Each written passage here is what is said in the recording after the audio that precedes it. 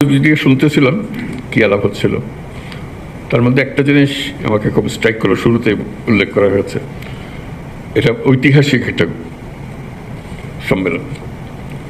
আমার খুব কৌতূহল হলো ঐতিহাসিক কেন হলো এটা। তার মানে আগে কোনোদিন এরকম জেলা পর্যায় থেকে সিভিল সার্জনদেরকে নিয়ে এসে কথা বলার সুযোগ করা হয়নি। আমি সেটা জানতাম না। ডিসি সম্মেলন বলে একটা সম্মেলন হলো, আমাকে বোঝানো হলো যে এইভাবে সবাইকে একত্র করা হয়, তাদের সঙ্গে আলাপ আলোচনা হয়। তো সেই সম্মেলন করতে গিয়ে আমি পরে প্রশ্ন করলাম, ডিসি সাহেবদের সম্মেলন হলো, পুলিশ সাহেবদের সম্মেলন হবে না? বলে না, সেটা হয় না। আমি তো কেন হয় না? তখন এই প্রশ্ন জাগলো যে পুলিশদের প্রধান, জেলা প্রধান যারা আছে তাদেরকে নিয়ে আমরা বৈঠক করবো। তো সেটা করতে গিয়ে তো স্বাস্থ্যদের কথা চেয়েছি, স্বাস্থ্যের হয় না? না, তা হয় না। আমি বললাম যে হোক, তাদের সঙ্গে দেখা সাক্ষাৎ না হলে আমরা কি চিন্তা করছি, আমরা কি করছি, তাদের কি চিন্তা করছে, এটা অগ্রসর হবে কি করে। এটা আমি অত্যন্ত জরুরি মনে করেছি যে সবাই দেখা সাক্ষাৎ করা। এখানে যে সব সমস্যার নিষ্পত্তি হয়ে যাবে সেটা চিন্তা করি না, কিন্তু দেখা সাক্ষাতের এটা একটা মহৌষধ। দেখা সাক্ষাৎ হলে তার একটা প্রতিফল পাওয়া যায়। চোখাচোখি হলে, মুখোমুখি হলে, কথা শুনলে, যে জিনিসটা কাগজে আসলে কাগজটা সরিয়ে দিয়েছে, কিন্তু মুখের মধ্যে শুনলে মনে হয়েছে তাই তো, এটা একটা বড় বিষয়, তো আমরা তো মনোযোগ দিচ্ছেন এটাতে। কাজে সেই মনোযোগের ব্যাপারটা এসে পড়ে, যে মনোযোগ দেওয়া সাক্ষাতে। এটা তো সম্মেলনের কাঠামোর ভেতরে। সম্মেলন তো আর বসে বক্তৃতা শোনার বিষয় না। দেখা সাক্ষাৎ হবে, চা পানির আসরে কথা হবে, তারপর করিডোরে কথা হবে, নিজেদের মধ্যে আলাপ হবে, উভয় পক্ষের মধ্যে আলাপ হবে, উপরওয়ালা, নিচেরওয়ালা, মাঝেরওয়ালা, সবার সঙ্গে দেখা সাক্ষাৎ হবে। অনেক বিষয় নিষ্পত্তি হয়ে যায়, তার অনেক জোর বোঝা হয়, নিষ্পত্তি না হলে বুঝতে পারে জিনিসটা। এবং এর ফলে যে আমরা একটা গুরুত্বপূর্ণ কিছু আবিষ্কার করে ফেলবো, তা হয়তো হবে না, হতেও পারে, না হলেও কোনো আপত্তি নেই। এই যে বোঝাশোনা, দেখা সাক্ষাতের ফলে যে মনের মধ্যে যে পরিবর্তন আসে, প্রশ্নগুলো জাগে, উত্তরগুলো আসে, সেটা একটা মস্ত বড় পাওনা।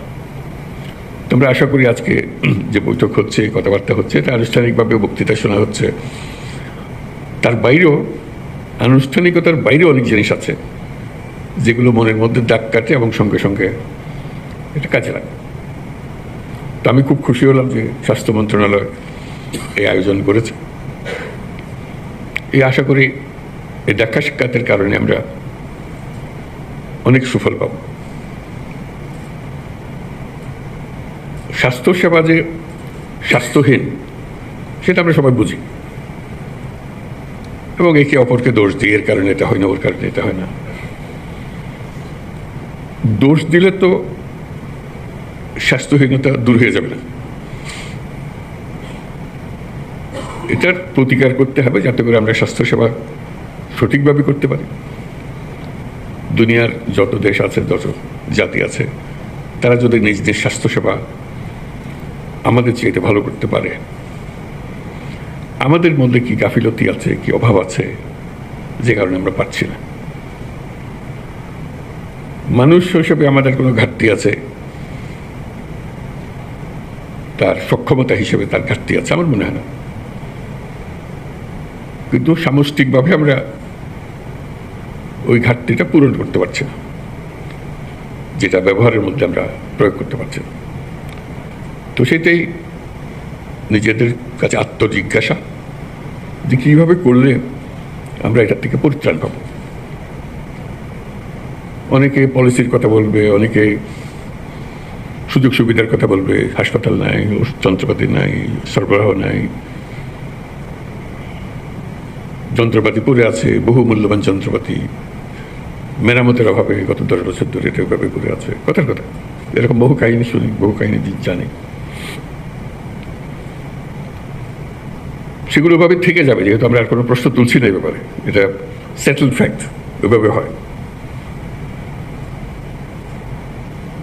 আমাদের যারা উত্তরসূরি আসবে তারা ওইভাবে ধরে নেবে, এভাবে হয়।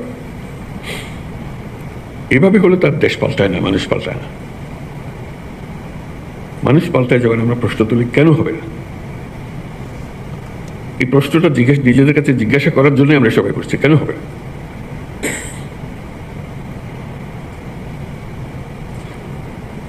আমাদের কি কিছু অভাব আছে মানুষ হিসেবে?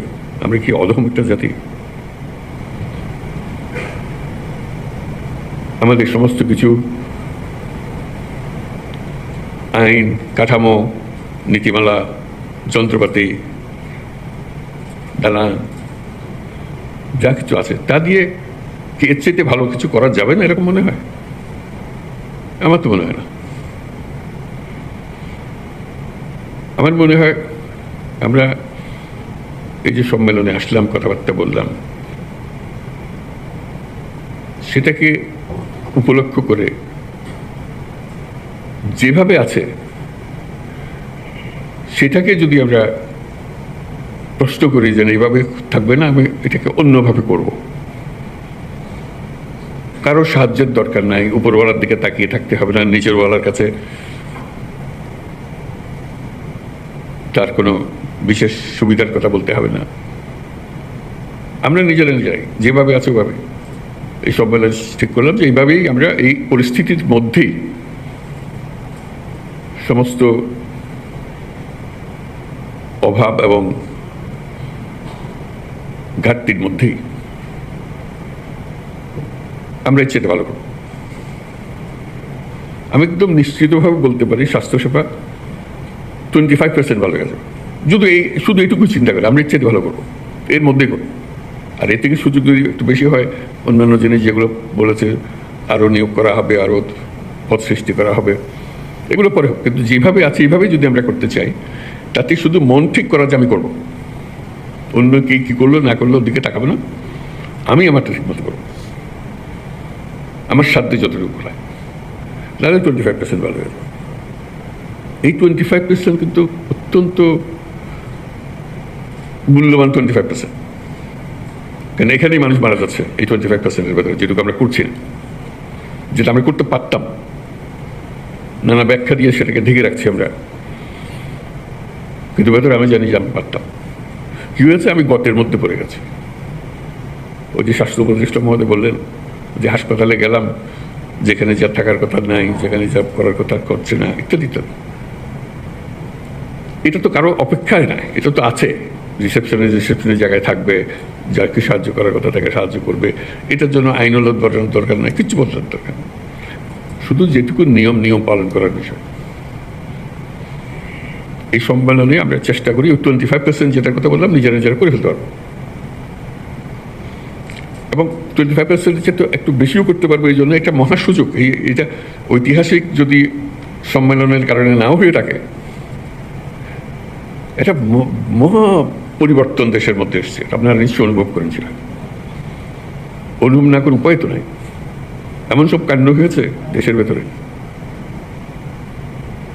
যেটা 1000 বছরে আর হবে কিনা সন্দেহ।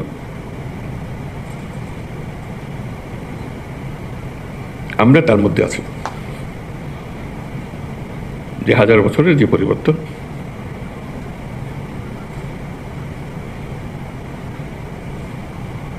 সেই সুযোগ, সেই আবহ, এর ভেতরে আমরা আছি। এই যে একটা জোয়ার, এই জোয়ারের মধ্যে যদি আমরা ঢুকে পড়ি,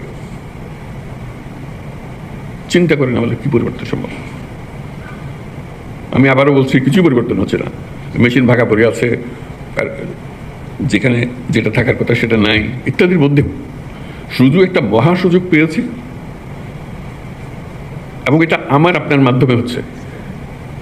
আমরা এই প্রবাহের মূল চালিকা শক্তি। আমাদের ছেলে মেয়েরা, বাচ্চারা এখনো নাই, ওরা আসবে, ওরা দেখবে।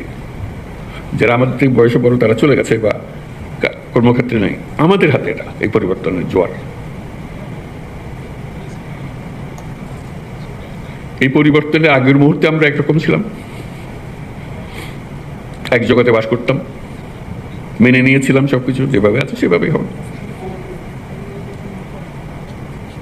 একটা বালিশ যদি 1 লক্ষ টাকা দিয়ে কিনতে হয়, আমরা 1 লক্ষ টাকা দিয়ে কিনবো, ওইভাবে নিয়ম ওইভাবে করেছি।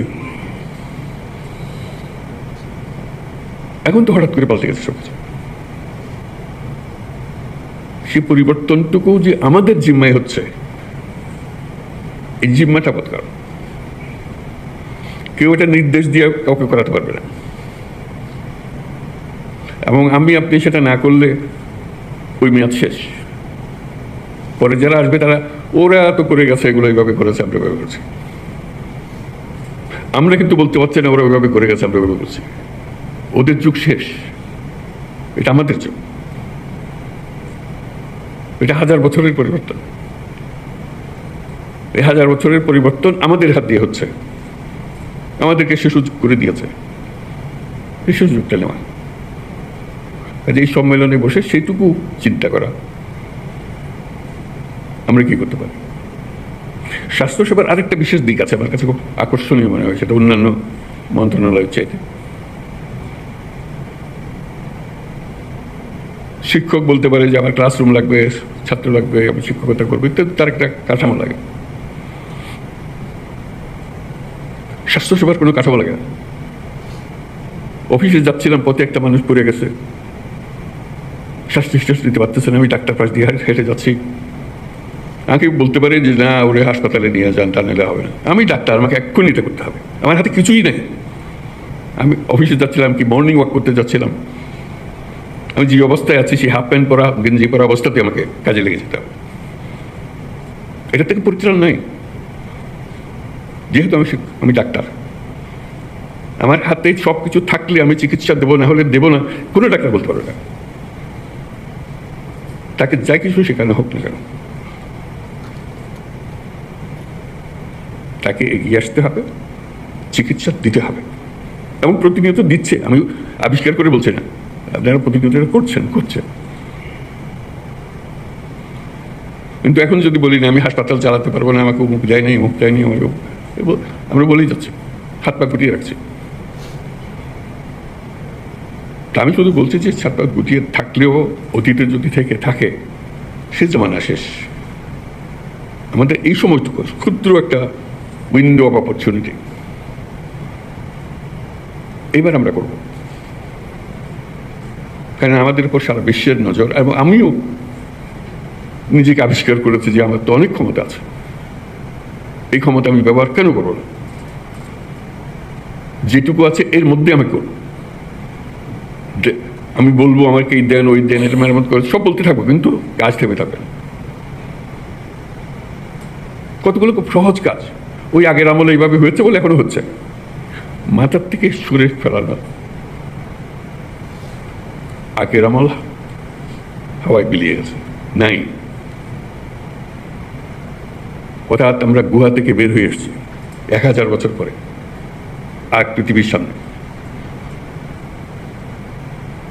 সে গুহার মানসিকতা দিয়ে তো এই পৃথিবীতে চলবে না, গুহার থেকে বেরিয়ে আসতে হবে।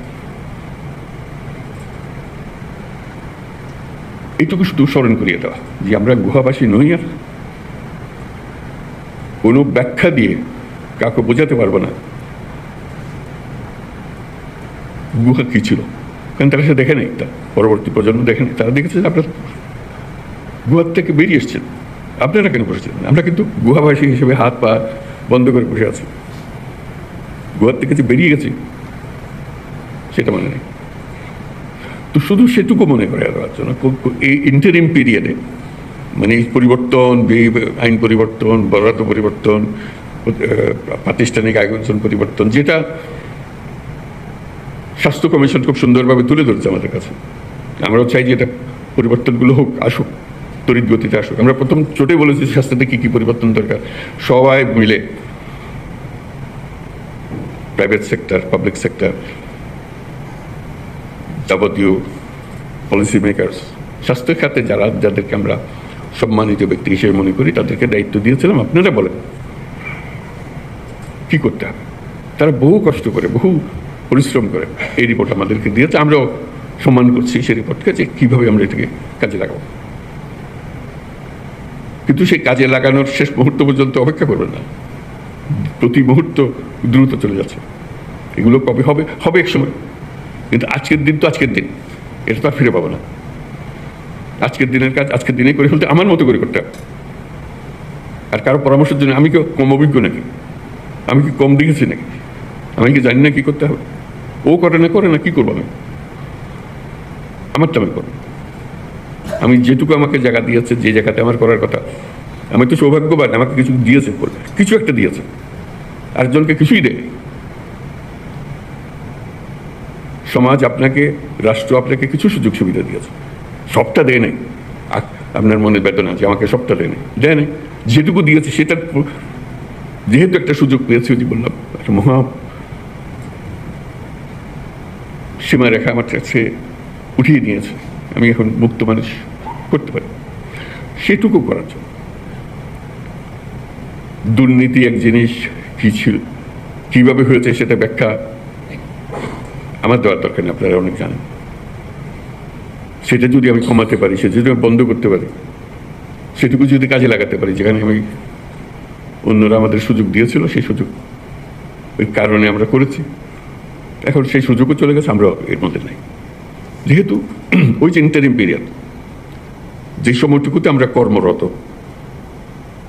এরপরে যারা নতুন ঢুকবে ওরা বলবে যে আপনারা তো কিছু করেন নাই, আপনাদেরকে সুযোগ দেওয়া হয়েছিল, আপনারা করেন নাই।